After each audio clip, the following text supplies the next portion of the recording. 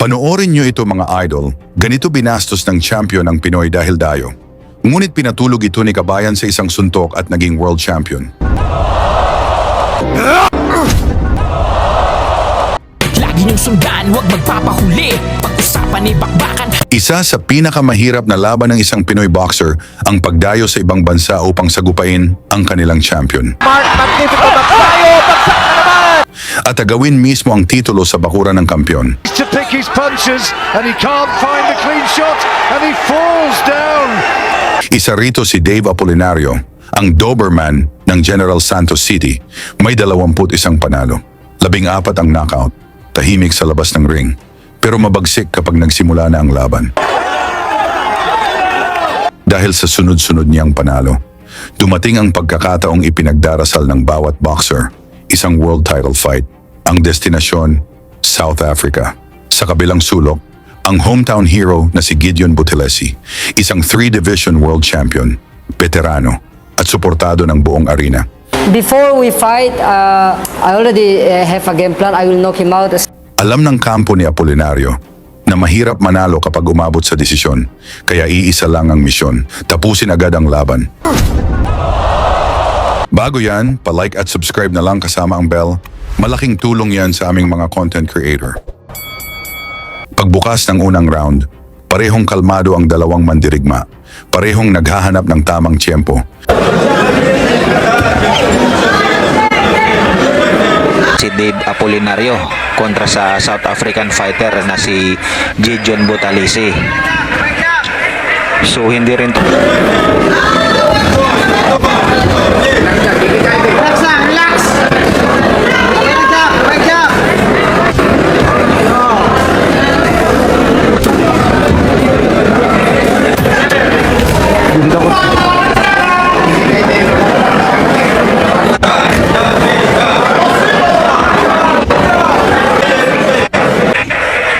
talagang magaling din tong South African na to mga tol.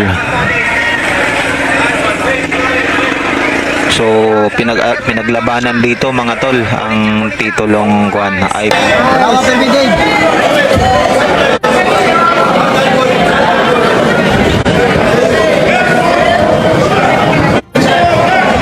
Sa kalagitnaan ng round, naging maingat si Apolinario.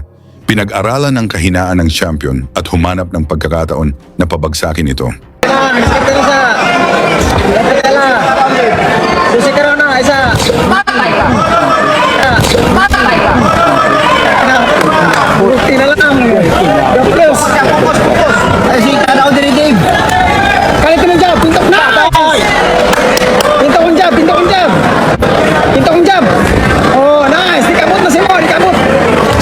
matol no.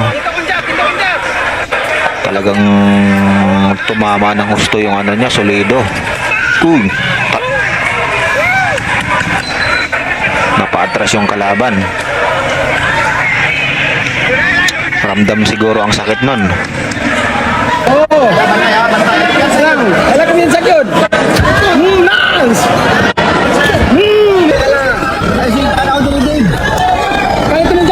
Talagang nag-aabang din yung kalaban mga tol. Nag-antay ng counter. Uppercut. Dito mama yung uppercut ni Apolinario. Distant.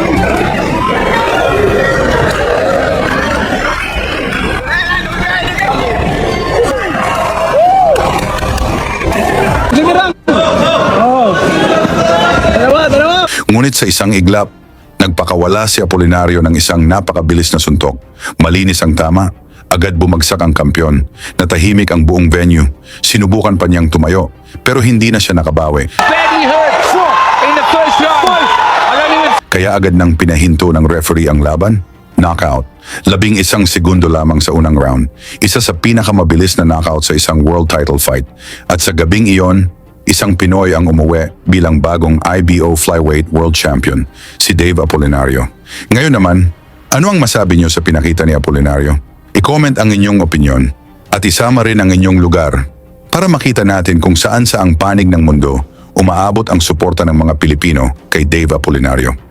Lagi niyong sundan, huwag magpapahuli. Pag-usapan ni bakbakan, balita niya at laban. Mga Pinoy na di nagpapagapi. Salamat sa mga suporta na lagi nandyan.